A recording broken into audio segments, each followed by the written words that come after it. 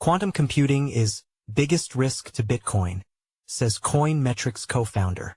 Nic Carter says quantum computing is Bitcoin's biggest risk, explaining how spending exposes public keys and urging developers to plan post-quantum defenses.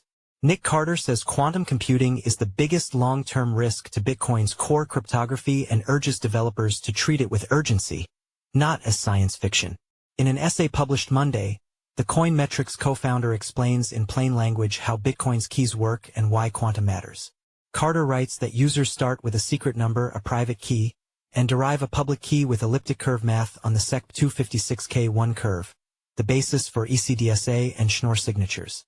He describes that transformation as deliberately one-way, easy to compute forward, infeasible to reverse under classical assumptions.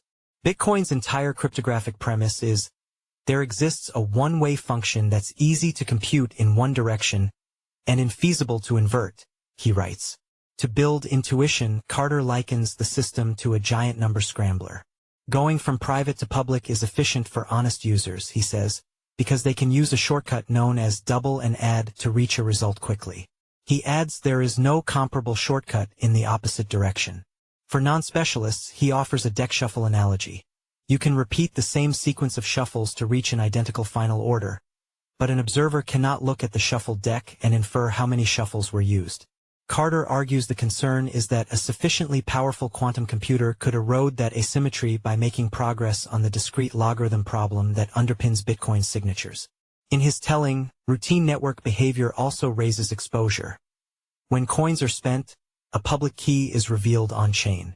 He says that is safe today because converting a revealed public key back to the private key is not practical, but quantum advances could change that calculus, especially if addresses are reused and more keys remain visible for longer. He is not calling for panic.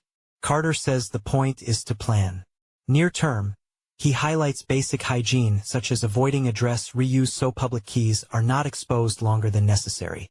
Longer term, he urges the community to prioritize post-quantum signature schemes and realistic migration paths, framing them as engineering work rather than a distant thought experiment.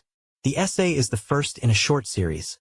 Carter said on X that parts 2 and 3 will arrive in the next couple of weeks and will cover post-quantum break scenarios.